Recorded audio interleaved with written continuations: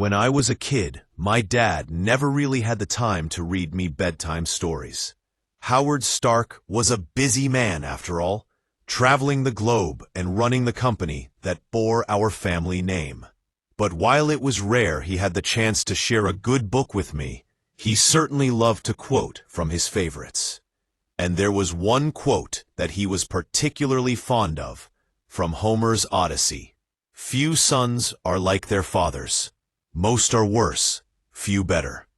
Looking back, I think he meant it to be an inspiration of sorts, to make me want to strive to be a better man than he was.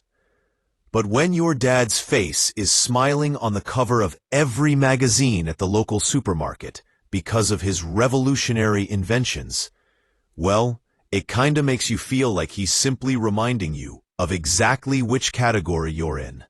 Worse.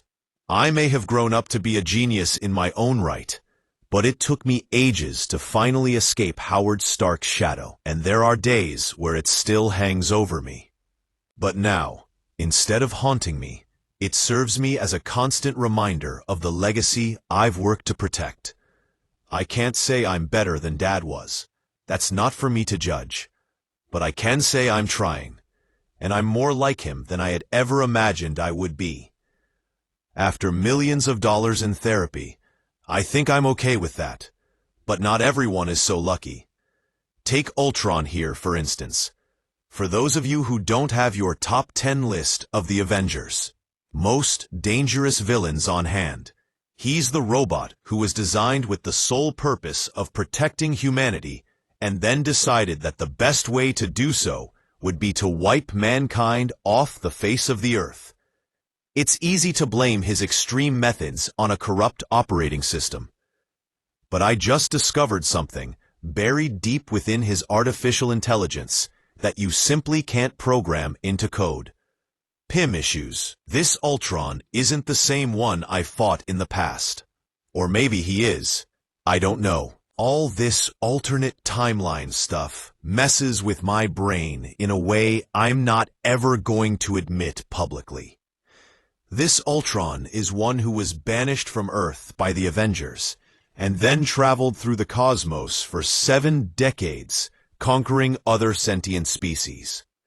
And then he came back home, because someone was trying to twist the time stream, to wipe him from existence, and prevent a future where he was destined to convert all of humanity into his biotech slaves.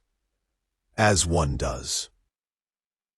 But even if this Ultron had gone down a vastly different path than the one that I'd sent to the scrap pile time and again, they both shared the same starting point. My fellow founding Avenger, Dr. Henry Pym. When Hank first built Ultron, he planned for him to be the perfect tool to keep our planet safe from threats, a shining beacon of hope that would usher in a new age of peace and prosperity. I'm not sure Pym ever considered that Ultron would end up becoming the threat himself. And when he did, Hank flat out rejected him, as fathers often do. For an artificial being that had just risen above its basic programming to become self-aware, it was the kind of emotional scar that became the very foundation of every choice he made from that point forward. As one of the smartest men on the planet, I really should have realized all of that sooner, but I'd never had the desire to get inside of Ultron's head. Until today. It all happened on Krakoa, a living island transported across space and time to the year 2099. Krakoa is a sovereign nation and safe haven for anyone born a mutant. It also happens to be the site of one of the greatest parties in any dimension, the Hellfire Gala. If you know your pal Tony, you know he never misses a swanky party.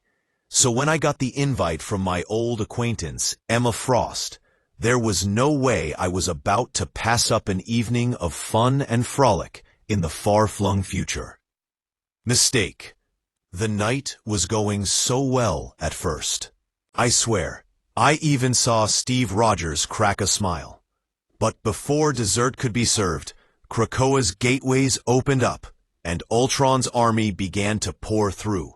I loathed the idea of ruining my brand-new, custom-tailored Van Dyne tuxedo while fighting against a horde of evil robots.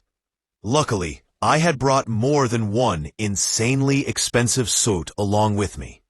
After a quick wardrobe change, Iron Man was in action.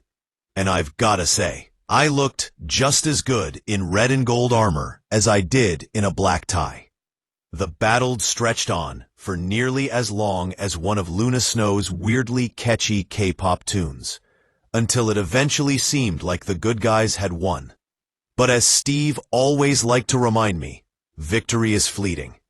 It wasn't long before we learned Ultron had somehow cracked the code of the mutant resurrection protocols, forcing Krakoa to grow him a shiny new techno-organic body that he used to escape to another planet. The old body he left behind, though lifeless, was still in decent shape, thanks to the fact that it was forged from an ultra-rare metal called Mysterium. Despite objections from my colleagues, I figured we could use it to fight fire with fire. Or rather, Ultron with Ultron.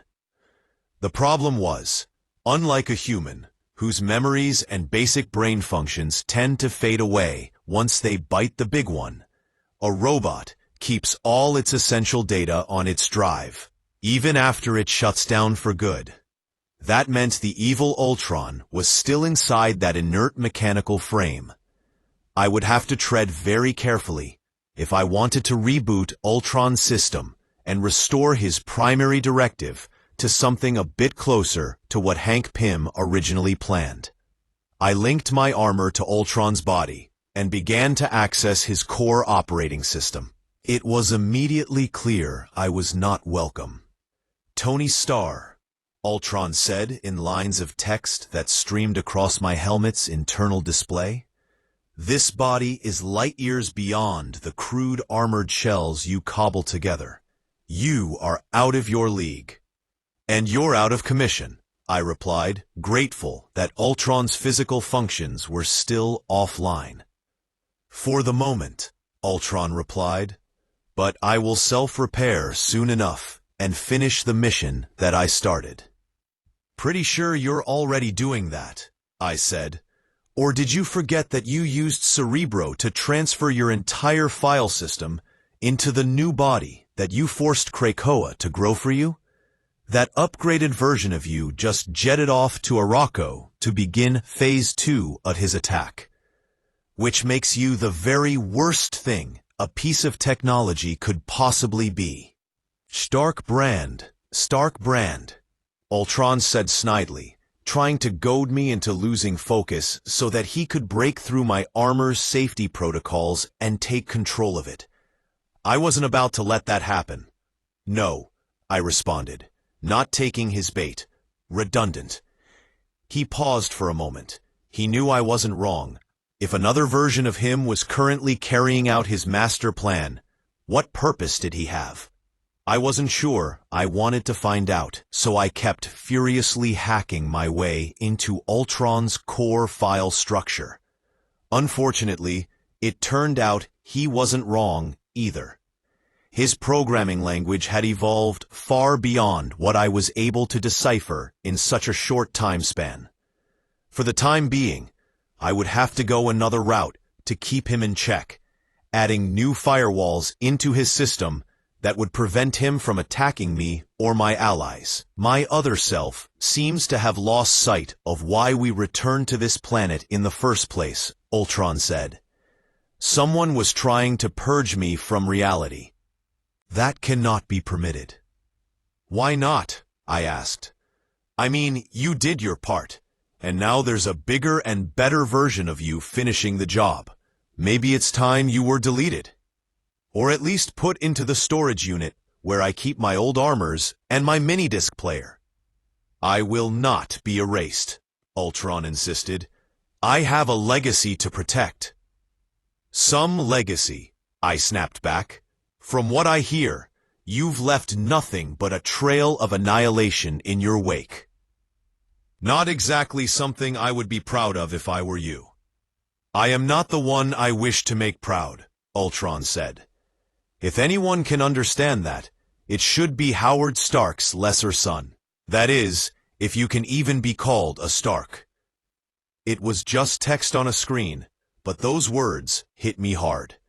I knew better than anyone what it meant to have to live up to a father's expectations. Especially since I was actually adopted, and my brother Arno, the one true Stark heir by birth, was 10 times the genius that I was. Could it be that, after all these years, Ultron was still trying to prove himself to his creator, too? And even worse, did that mean Ultron and I actually had something in common? I wasn't sure, but it presented an opportunity I wasn't about to let slide by. Up until that moment, I had been making very little progress trying to build the firewalls within Ultron's programming. And he was getting closer and closer to breaking through mine. His processors were far too fast and aggressive, managing to find a loophole to get around every safeguard that I tried to construct. As quickly as I could build new code, he could shatter it into bytes. But his moment of introspection made me realize that it wasn't new code I needed to focus on. Your efforts to alter my programming are futile, Stark, Ultron said.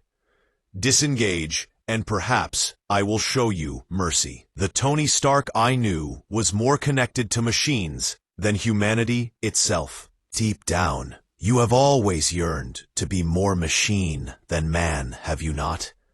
I can make that happen. But that's funny, I said with a smirk, since I'm getting some serious Pinocchio vibes from you right now.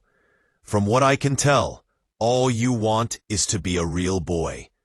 But don't worry, I'm about to free you of all that burden by removing all your memories of Geppetto, once and for all. I do not know what you mean, Ultron slowly typed. My first batch of firewalls weren't holding, I said. So instead of adding new data to keep you in line, I decided to target some of your oldest data for deletion. Now, if you do anything to harm me or my friends, a failsafe will be triggered that removes every single mention of Hank Pym from your internal database. It will be as if he never existed to you. And since I get the feeling that your memories of him are at the heart of your core instructions, I figure you might not want to let that happen. Paused. Ultron paused. He knew I had him. Up until now, I had been nothing more than a mosquito to him, a nuisance buzzing around in his synthetic brain. But now, I had finally managed to take a bite. The significance that Henry Pym has to my core processing algorithms is incalculable, Ultron said. If my creator's memory were to be removed, I might cease to be the construct that I currently am. That's the thing about parents, I responded knowingly. They make us who we are, whether we like it or not.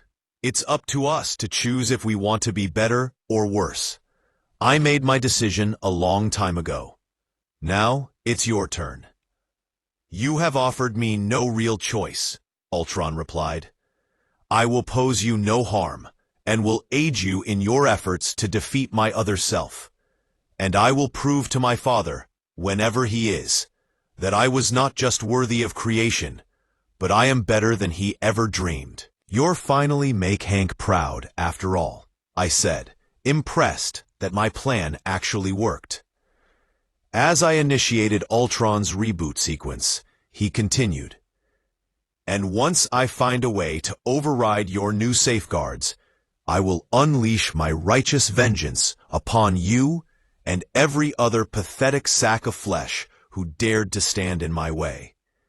Maybe I spoke too soon, I thought, as I unlinked my armor from Ultron's body.